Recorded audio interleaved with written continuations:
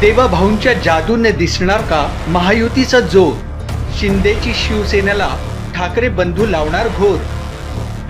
राजकारणातून काँग्रेस होणार का नामशेष? साहेबांच्या पक्षाचा दादा करणार का घात? महापालिका निवडणुकीत कुणाची कुणावर मात? नेशन सिटी न्यूजच्या साथीनं बघा महापालिकेचा रणसंग्राम. विधानसभा निवडणुकीत अकोल्यात मतदारांनी भाजपच्या उमेदवाराला नाकारलं. मात्र या पराभवाचा शोक व्यक्त करीत न बसता भाजप अकोल्यात पुन्हा जोमानं कामाला लागलेली दिसते. नगर परिषद नगरपंचायत निवडणुकीनंतर भाजपनं अकोल्यात महापालिका निवडणुकीसाठी रणशिंग फुंकलंय.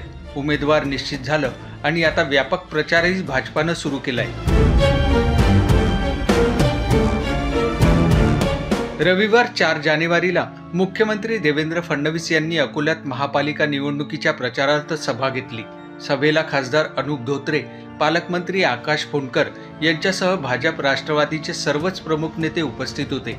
या सभेत भाजपच्या एका आमदारानं देवेंद्र फडणवीस यांचा चक्क एकेरी उल्लेख केला. देवा असं एकदा नव्हे तर अनेकदा या आमदारानं फडणवीस यांच्या या नावानं उल्लेख केला. भाजपचे हे आमदार म्हणजे रणधीर सावरकर.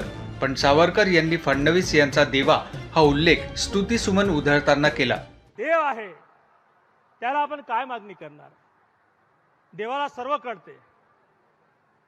तुमच्या आशा आकांक्षाही कळतात, तुमच्या मागण्याही कळतात, लाडक्या बहिणीचं दुःखही कळते, शेतकऱ्यांचं दुःख कळते. या अकोला शहरात राहणारा कष्टकरी समाज जो आहे, या अकोला शहरात राहणारा मध्यमवर्गीय आहे, या अकोला शहरात राहणारा व्यापारी आहे, या अकोला शहरात राहणारा उद्योजक आहे, या उद्योजकांसाठी, या अकोल्याच्या नागरिकांसाठी विकसित महाराष्ट्र कसं राहील, विकसित अकोला कसा राहील, एक सुखी समाधानी समृद्ध अकोला कसं राहील, याचा संपूर्ण ब्ल्यूप्रिंट आराखडा देवेंद्रजींच्या मनात तयार आहे. आमदार सावरकर यांनी यावेळी महापालिकेत भाजपला विजय मिळवून देण्यासाठी संख्याबळाचं टार्गेटही घेऊन टाकलं. काही सांगायची गरज नाही, पण देवाला आल्यानंतर आपल्या शहरात राजेश्वर नगरीत काही ते घेऊन गेले पाहिजे. आपलंही काही देणं लागते आणि म्हणून तुमच्या वतीनं मी देवेंद्रजींना आज अभिवचन देतो की भाऊ, पुढच्या वेळेस जेव्हा याल तेव्हा विजयी सभेसाठी याल. मागच्या वेळेस आलो, तुम्ही सभा घेतली होती, तुम्ही 50चं आवाहन केलं होतं, आपण 48 जागा दिल्या. आज आम्ही या तमाम अकोलेकरांच्या वतीनं तुम्हाला आश्वासन देतो, तुम्हाला वचन देतो की पुढच्या विजयी सभेत येताना 60+ नगरसेवक घेऊन येऊ आणि मगच तुम्हाला आम्ही समोर जाऊ, हे अभिवचन देतो. इतकंच काय तर आमदार सावरकर यांनी इंग्रजी भाषेतूनही फडणवीस यांच्याबद्दल भावना व्यक्त केली.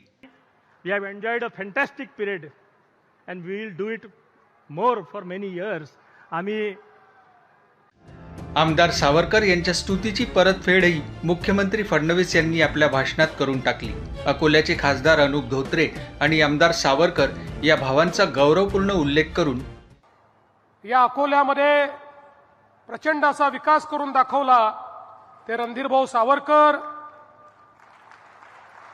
आपले युवा अत्यंत लोकप्रिय, अत्यंत सालस अशा प्रकारचे खासदार अनुपभाऊ धोत्रे.